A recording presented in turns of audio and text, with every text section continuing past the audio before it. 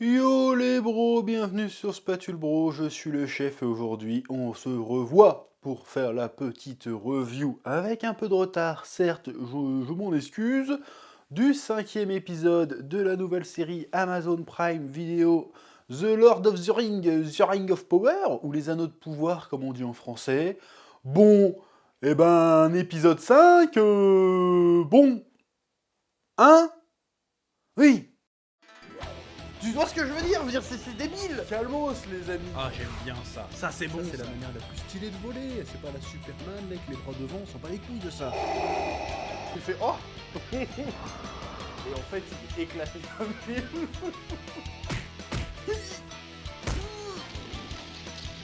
Je sais pas ce qui m'a pris là. Là, j'ai craqué. Bon alors, autant je m'étais montré plutôt enthousiaste lors de l'épisode 4 parce que j'avais l'impression que ça avançait, autant arrivé au 5, bah c'est un peu tout le contraire. J'ai l'impression qu'en fait on n'a pas avancé. Je me suis laissé avoir par un genjutsu.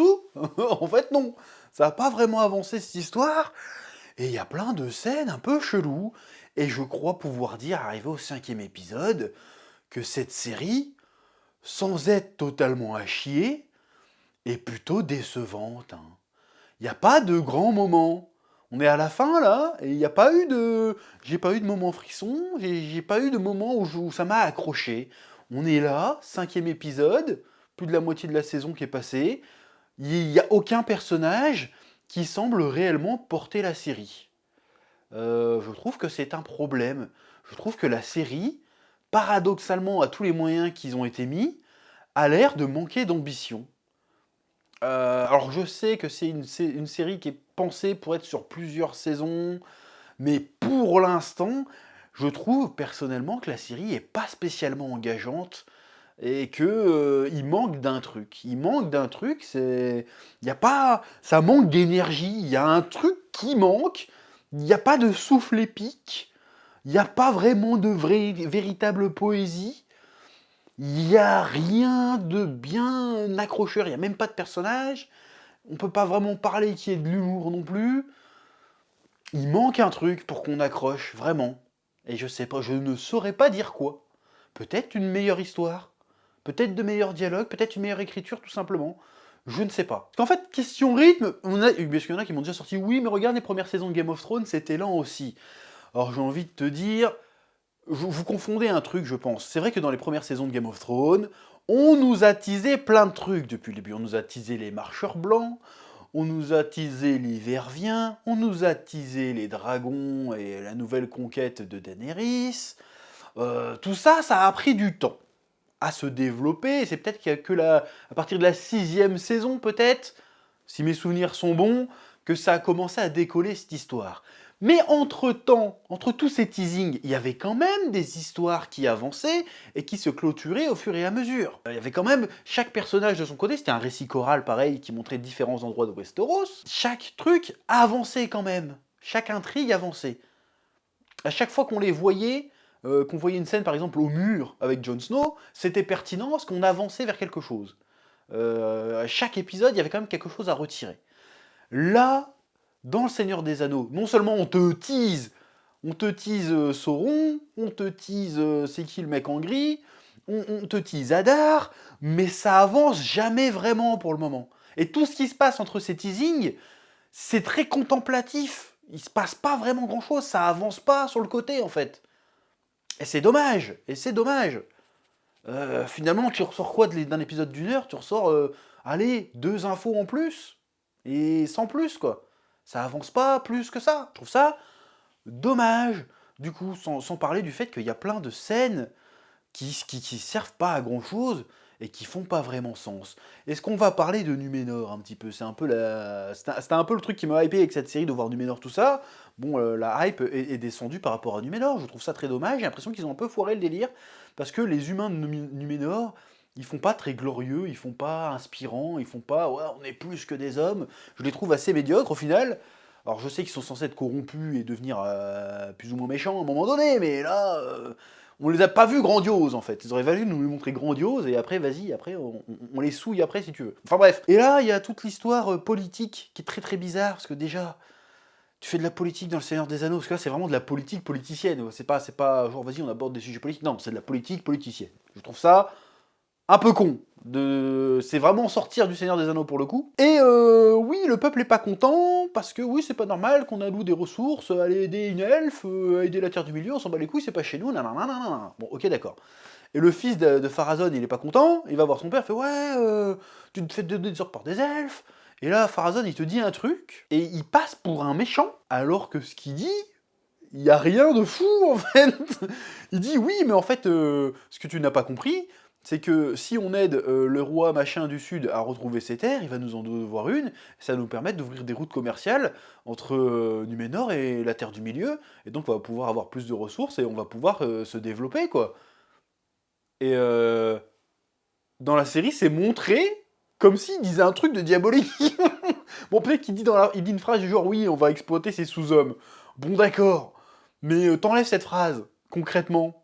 Il n'a pas parlé de les coloniser, il n'a pas parlé de les soumettre, il a parlé de créer un pacte, de créer une alliance pour améliorer notre puissance. Et si on fait alliance avec la Terre du Milieu, et ben du coup on sera beaucoup moins dépendant ou redevable aux elfes, parce qu'en fait c'est eux qui seront dans la merde, parce qu'on sera plus nombreux, on sera plus puissants en fait. Donc qu'est-ce qu'il a dit de mal? Et son fils il le regarde tétanisé en mode oh, mon père est diabolique, mais quoi? C'est la base, c'est logique. Bon après Numénor c'est censé être une terre sacrée, c'est-à-dire que Numénor de base c'est un paradis. Normalement, si je... Encore une fois, j'ai pas révisé mon Tolkien, mais autant le... Comment ça s'appelle là où vivent les Valar, j'ai oublié le nom, c'est censé être le paradis, mais Numénor, c'est censé être un petit paradis aussi, donc normalement ils devraient avoir tout ce qu'ils ont besoin, les Numénoriens sur l'île de Numénor. Donc pourquoi avoir envie forcément d'aller chercher des denrées ailleurs? C'est un peu bizarre, dit comme ça, mais bon, si tu te places d'un point de vue rationnel, c'est pas déconnant. Bon, par contre, là on va avoir un énorme problème, c'est que là, pour le coup, on est vraiment sorti du... On n'est plus dans du Tolkien. Il faut le dire, parce que je me souviens avoir vu une interview de Tolkien à une époque, et il disait qu'il détestait les allégories dans la fantasy. C'est-à-dire que si tu fais... Parce qu'à un moment donné, on va repartir dans l'épisode d'avant, ou l'épisode encore avant, où t'as le mec qui monte sur une estrade et qui fait « Les elfes nous volent notre travail !» Bon, ça c'est une allégorie du pécor moyen américain qui vote Trump, un truc comme ça, tu vois. C'était ça, c'est une allégorie. Donc à partir du moment où tu pars dans l'allégorie, bah t'es plus dans le Seigneur des Anneaux, parce que Tolkien avait dit, moi je veux pas faire d'allégorie. Je veux raconter une histoire qui se passe dans un univers qui met en sorte des bonnes valeurs, mais le monde que je présente n'est pas le reflet du monde dans lequel je vis. Donc là, ils font clairement des allégories, c'est un problème. C'est un problème, bon après c'est un problème, ça dépend à quel niveau de fidélité au truc d'origine tu cherches. Moi, je ne cherche pas forcément la fidélité au truc d'origine, parce qu'encore une fois, c'est un truc que je maîtrise pas. Mais je trouve dommage, ça montre quand même que, finalement, on se torche un peu avec, on utilise juste la marque pour vendre notre show, en fait. Ça, je trouve ça un petit peu dommage. Parce que bon, Tolkien, c'est quand même un héritage, quoi. Donc je trouve ça très dommage. Ensuite, Galadriel, qui est encore une fois une parfaite connasse, hein. Je suis désolé, hein. Elle est imbuvable. Le pauvre Albrand, là, qui arrive enfin à se faire engager chez un forgeron, c'est ce qu'il voulait faire. Donc là, tu dis, oh, il s'est forgé Sauron. On sait pas encore si c'est Sauron ou pas. Et le gars, il commence à refaire sa vie. Et là, tu le fait convoquer. Il a fait, ah, tu vas venir avec nous en Terre du Milieu. Alors que le gars, il a pas envie. Il fait, si, tu vas venir. Bon, par contre, je n'ai pas compris pourquoi. Mais putain, il va falloir m'expliquer. Pourquoi elle a besoin d'Albrand? Je n'ai pas compris. Parce que, ok, c'est le roi légitime de machin. Qu'est-ce que ça peut lui foutre à Galadriel, que c'est le roi légitime? On s'en branle que c'est le roi légitime. Toi, ce que tu veux, c'est chercher Sauron et lui mettre une branlée, on est bien d'accord. Que t'es le roi des hommes de la Terre du Sud qui sont tous des clochards, avec toi ou pas, ça va changer quoi à ton projet? Tu pars avec des Numénoriens. Qu'est-ce que tu t'en branles des clochards du Sud, en vrai? Je n'ai pas compris pourquoi elle insiste pour qu'ils viennent l'aider. Pourquoi se sert de lui? Il apporte quoi, ce gars? J'ai pas compris ce qu'elle cherchait, donc après elle lui fait tout, ils sont tout un cinéma, genre oui je cherche la vengeance, mais c'est le seul moyen d'être en paix avec ça, c'est de mettre fin à tout ça, nanana. Bon, pourquoi pas, allez admettons. Et puis après, il y a une autre scène, alors, je sais pas si c'est dans l'ordre ou pas, où elle va voir Elendil, et elle voit les nouvelles recrues qui sont en train de s'entraîner, elle fait ouais, c'est avec ce niveau-là que vous allez combattre des orques? Elle fait bah vas-y, va les entraîner, Poufias. Et en fait, bah elle les entraîne pas. La scène ne sert à rien. C'est juste pour flex. Ouais, Galadriel est trop forte. Mais moi, j'ai aucun problème à qu'elle mette une branlée aux jeunes recrues Núménoriennes. J'ai aucun souci. Le souci que j'ai, c'est que, je suis désolé, mais quand ils se battent là, le gars, le métis là, il frappe pour la tuer. Il frappe clairement pour la tuer. Qu'est-ce que c'est? Imagine, ça aurait pas été un ninja. Elle était morte en fait. C'est quoi ce délire? C'est pas un entraînement ça? C'est une tentative de meurtre. S'il s'entraîne encore avec des épées en bois, je dis pas. Mais là c'est complètement ridicule. Elle aura rien appris en fait. Elle fait genre, celui qui arrivera à me toucher, il sera lieutenant. Et il y a juste un mec qui arrive à lui rafler le truc, fait bien joué lieutenant. À quoi a servi cette scène à part nous montrer que Galadriel est trop forte de chez Balèze? En vrai, ça servait à rien. On savait déjà qu'elle était trop forte de chez Balèze. C'était quoi cette scène de merde? J'ai pas compris. Moi, je pensais qu'à un moment donné, il y allait avoir Isildur, qu'elle allait se pointer et qu'elle allait la voir, tu vois. Me dire, vas-y, comme ça, il regagne sa place dans le bateau. Non, en fait, c'est juste, je suis trop forte. Hop, moment L'Oréal. Et puis, salut. Je n'ai pas compris. Encore une fois, c'est juste pour gagner du temps. Ça n'a aucun sens. Autre truc que j'ai pas compris, c'est le fils de Farazôn. Alors que son père lui a expliqué son plan, tout d'un coup, il fait, non, je suis toujours pas d'accord. Je vais aller cramer les bateaux. Voilà. Et il commence à cramer le bateau, et puis il entend un mec tousser, il fait « Oh zut, il y a quelqu'un sur le bateau !» Et après ils se disputent et ils foutent le feu, parce que Isildur est complètement débile. Il voit le gars, il fait au lieu de lui dire « Vas-y, casse-toi, je dirais que j'ai rien vu, tu diras que t'as rien vu », il fait « Non, donne-moi ta lampe !» Et évidemment la lampe elle tombe par terre, et ça me fout le feu au bateau. Là c'était complètement débile, mais du coup il a sauvé le fils d'Al-Pharazôn. Personne lui demande ce qu'il foutait là, le fils de Pharazôn, mais c'est pas grave. Et du coup il regagne sa place sur le bateau. Et les numéros 1, il y a 2 bateaux qu'on cramé du coup, et du coup ils remplacent pas les bateaux. Parce que je sais pas. Pourquoi ils remplacent pas les bateaux? Ils avaient que 5 bateaux les numéros 1, les numéros 1, censé être un royaume florissant de ouf, avec une puissance militaire de ouf, et les mecs ils ont que 5 bateaux? Pourquoi ils remplacent pas les bateaux? J'ai pas compris. Moi pas comprendre là pour le coup. Et surtout, il y a Galadriel qui arrive sur le bateau, elle a son armure d'elfe. Excusez-moi, hein. Peut-être que je suis débile. C'est peut-être moi. C'était moi qui est con. C'est possible. Je dis ça en toute modestie. D'où elle sort? D'où elle sort son armure qu'elle avait au moment où elle allait chez les Valar et qu'elle a pas voulu y aller et qu'elle s'est barrée à la nage? Elle a enlevé sa putain d'armure pour nager quand même. Et même quand elle a été repêchée par Halbrand, elle avait pas d'armure, elle était à moitié à poil en pyjama. Elle sort d'où son armure? Ils lui ont forgé une armure dans la nuit, qu'est-ce qui se passe? Ça sort d'où ça? J'ai pas compris. Je suis désolé, j'ai pas compris. C'est quoi ce délire? Il y a quand même des trucs, tu te dis, mais... franchement, je regarde la série, je me dis, mais c'est moi qui est con? C'est moi qui comprends rien ou... C'est le programme qui est débile. Ensuite, nous avons aussi toute la partie avec les elfes dans le Mirador. Là, pareil, encore une fois... c'est des stagiaires qui écrivent ou c'est quoi? Enfin, je comprends pas. La meuf, elle se met sur l'estrade. Je sais que vous m'attendiez. C'est pas moi que vous attendiez comme roi. Attends, ça veut dire quoi cette phrase? T'es une reine, toi? T'es qui, toi? J'ai pas compris. T'as la meuf d'1m50. C'est pas moi que vous attendiez comme roi. Mais il faut se battre. Moi, j'ai ça comme leader. Je suis désolé. Hein. Je suis désolé. J'ai ça comme leader, mais je me bats pas non plus. T'as le putain d'elfe derrière avec toi, qui a je sais pas combien de siècles d'expérience, qui est un soldat armé, formé, qui connaît en plus l'ennemi. Pourquoi il reste derrière, pendant que c'est la meuf qui a fait que casser des œufs dans sa vie, faire à bouffer, retourner la terre, qui vient t'expliquer comment on va mener une bataille? Mais c'est absurde. Je suis désolé, c'est absurde. Pourquoi c'est pas l'elfe qui arrive et qui fait « Bon, je sais qu'on vous a surveillé pendant longtemps et qu'on s'entend pas très bien, mais là, il y a un gros ennemi qui arrive, notre seule chance de nous en sortir, bah, c'est de combattre, de faire front ensemble et de se battre. Si vous me faites confiance, je vais vous aider à essayer de survivre à ce qui va se passer. » C'était beaucoup plus logique, inspirant, ça aurait raconté un truc. Là, non. C'est juste la meuf, elle se dit « C'est moi la chef maintenant, mais d'où t'es la chef, en fait? J'ai pas compris. Parce que t'as eu l'idée de venir te planquer là, c'est toi la chef automatiquement? Je n'ai pas compris. Je n'ai pas compris, je suis désolé, ça ne fait pas de sens. Et puis même, je suis désolé, ils nous font genre « On n'a pas le choix de se battre ou de se soumettre. » Mais si, en fait. T'as aussi le choix de te barrer. Vous aviez le choix de... C'est pas le seul royaume humain en Terre du Milieu, il me semble. Donc pourquoi vous ne vous contentez pas de chercher refuge dans des terres où les orques ne sont pas présents? Pourquoi vous n'allez pas plus vers l'est? Barrez-vous, restez pas dans le sud. J'ai pas compris pourquoi ils ne se barrent pas, en fait. Barrez-vous. En mode migrant. Regarde ce qui se passe dans le Hobbit.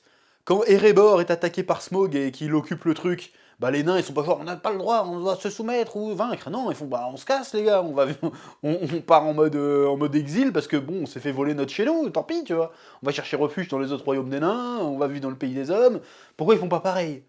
Là, alors qu'il y a une solution toute trouvée, là. Barrez-vous, en fait. Tout le temps que vous êtes resté dans la tour à attendre que les orques vous trouvent, bah, si vous avez utilisé ce même temps pour vous barrer ailleurs, bah, en fait, le problème était réglé. Enfin, le problème était réglé. Au moins, votre vie serait sauve. Vous aurez perdu vos terres, d'accord, mais au moins, votre vie serait sauve. Parce que vos terres, je suis désolé, c'est trois maisons en merde de poule. Hein. C'est pas non plus le giga royaume florissant, grosse civilisation. Vous êtes des clochards. Barrez-vous faire les clochards ailleurs. Regarde les hobbits, qu'est-ce qu'ils font? Ils changent de lieu pour faire les clochards ailleurs. Donc j'ai pas compris pourquoi il faut à tout prix qu'ils défendent ce truc-là. Parce qu'ils défendent rien en fait. Vu que votre village est déjà mort. Il est déjà cramé votre village. Vous défendez quoi? Des terres, vous n'avez jamais été libre de quoi que ce soit. Parce que avant que les orques se pointent, c'est les elfes qui vous fliquaient. Barrez-vous. Je suis désolé, barrez-vous. Ça n'a pas de sens. Bon, évidemment, il y a la moitié des survivants qui se cassent et qui vont prêter allégeance à Hadar, mais le vieux qui fait on te prête allégeance, Sauron. Et à ce moment-là, le gars il s'énerve, je suis pas Sauron. Donc a priori c'est pas Sauron. Donc c'est qui Sauron? Sauron ça doit être c'est probablement le vieux Gandalf, hein, parce que le vieux Gandalf on voit Eminem, comme on l'appelait au moment de la bande-annonce, qui arrive enfin. Et en fait tu vois qu'elle recherche Gandalf. Donc c'est pas Gandalf, c'est certainement Sauron. Enfin bref. Donc en fait j'ai l'impression qu'avec cette histoire de Mirador Elf, ils essayent de nous refaire le gouffre de Helm en fait. Sauf que le gouffre de Helm, ça avait du sens qu'ils se battent parce qu'ils pouvaient pas chercher refuge ailleurs en fait. C'était leur dernière chance le gouffre de Helm. Ils pouvaient pas aller au Gondor parce que le Gondor était attaqué aussi, c'était la merde.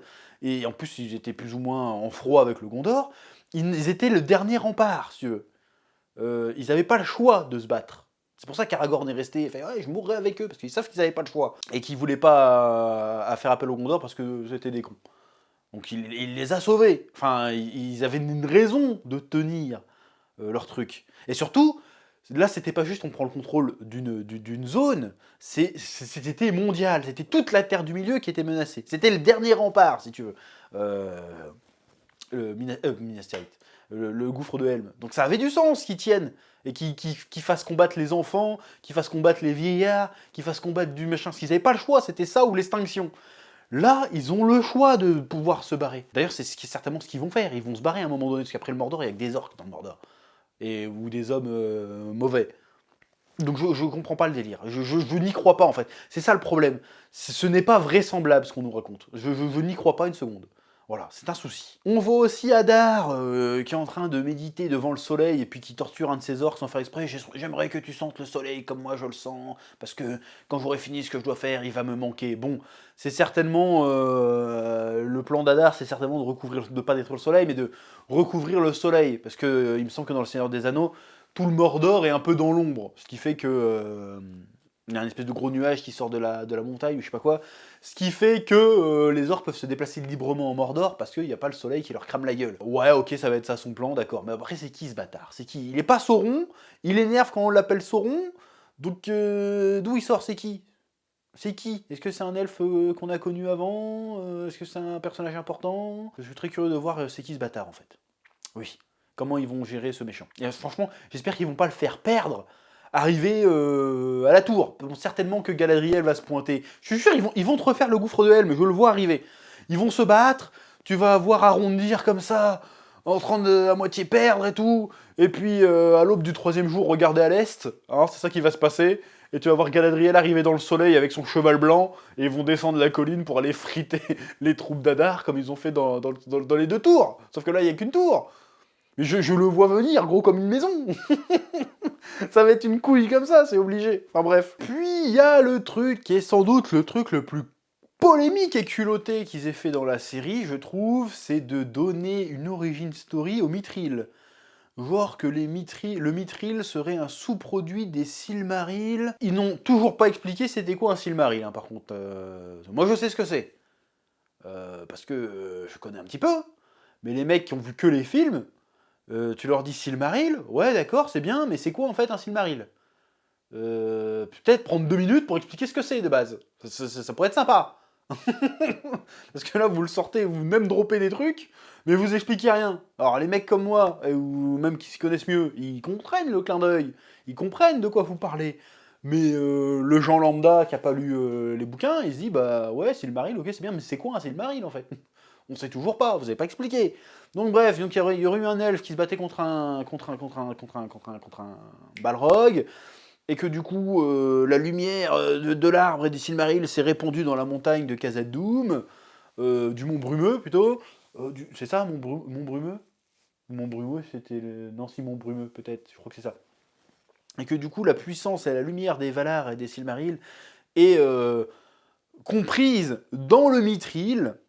Donc ils ont certainement sorti ça, parce qu'en parallèlement, là, il y a la lumière des Eldar, justement, qui commence à s'éteindre en Terre du Milieu. 3 ou 4 000 ans avant le Seigneur des Anneaux, ça commence déjà à partir en couille. Bon, pourquoi pas. Et donc on peut supposer que du coup, Celebrimbor va fabriquer les 3 anneaux des elfes avec le Mithril, et que ça va permettre de conserver la lumière des Eldar dans tout le peuple elfe.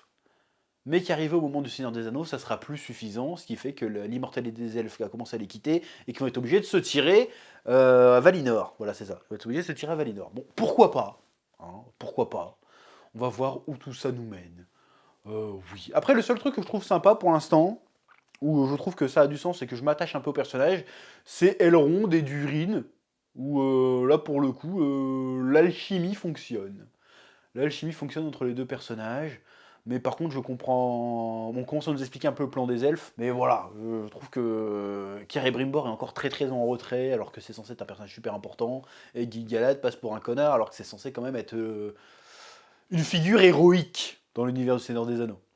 Mais bon, c'est comme ça, hein, on verra bien. Bref, tout ça pour dire que pour l'instant, je trouve cette série pas totalement inintéressante, mais c'est pas une franche réussite non plus. Alors visuellement, c'est toujours très beau, il n'y a pas de souci, mais ça sonne un peu acte manqué pour le moment. Alors on verra sur la suite, hein, ça va certainement s'améliorer, ça va certainement gagner en intensité. Ah, j'ai pas parlé de la scène avec Gandalf, c'est pas Gandalf, mais avec Gandalf, là, Choron qui chasse des loups.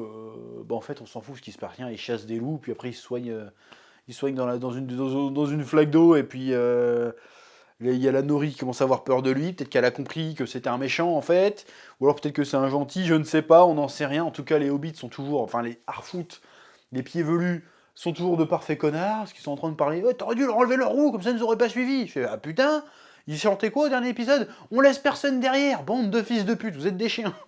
Putain, faites-vous attaquer par des wargs ou je sais pas quoi, vous méritez, vous êtes des grosses merdes. En plus, les mecs, ils ont même pas d'armes ni rien sur eux, c'est quoi ces trous de balles? Disparaissez en vrai. Bref, toute cette arc avec les hobbits, je le trouve vraiment pas engageant pour le moment. Donc vivement que ça avance cette histoire. Parce que voilà, et c'est même ce que je dirais à toute la série, vivement que ça avance, qu'on comprenne où ils veulent en venir, parce que pour l'instant, un autre pouvoir, de très loin, Tolkien, de très loin aussi, le rythme est pas très engageant, les personnages sont pas spécialement attachants. Si on avance un peu, on apprend que le pommeau de l'épée qu'il a trouvé, c'est en fait une clé pour je ne sais pas quoi. C'est pas facile hein, pour l'instant ce délire. Mais on verra. Bref, c'est à peu près tout ce que j'ai à dire cette semaine sur cet épisode. Et je vous dis rendez-vous la semaine prochaine, enfin cette semaine, enfin à la fin de la semaine, là, pour le prochain épisode. En espérant que ça décolle enfin, parce que pour l'instant, je suis désolé, hein, c'est un peu laborieux, Seigneur des Anneaux. Enfin voilà. Bon, c'est pas aussi dramatique que ce que je pensais quand ils ont annoncé la série, mais c'est pas folichon non plus. Hein. Bref, sur ce, comme d'habitude, petit like, petit commentaire, petit abonnement, petit commentaire pour le référencement. Et à très bientôt sur Spatule Bro, que la passion te guide. Oui.